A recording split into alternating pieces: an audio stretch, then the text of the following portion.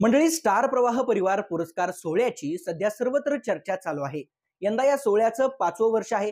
या निमित्तानं या कार्यक्रमाला ज्येष्ठ अभिनेते अशोक सराफ, माधुरी दीक्षित, महेश कोठारे अशा अनेक दिग्गज कलाकारांनी उपस्थिती लावली होती।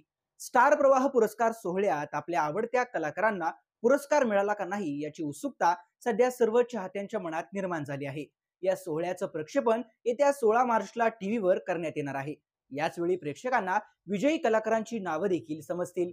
पण त्याआधी सोशल मीडियावरील व्हायरल फोटोंमुळे काही पुरस्कारांचे मानकरी आधीच प्रेक्षकांसमोर आले आहेत।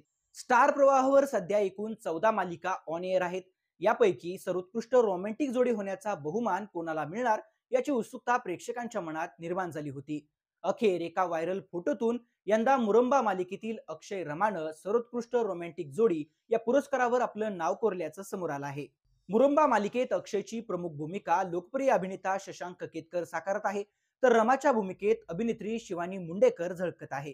पुरस्कार सोहळा पार पडल्यावर शिवानीनं रेड कार्पेटवर पोज देत तिचा पुरस्कार चाहत्यांना दाखवला।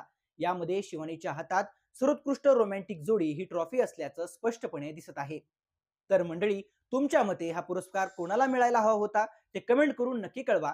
मराठी मनोरंजन विश्वातील बातम्यांसाठी या चॅनलला नक्की सबस्क्राईब करा।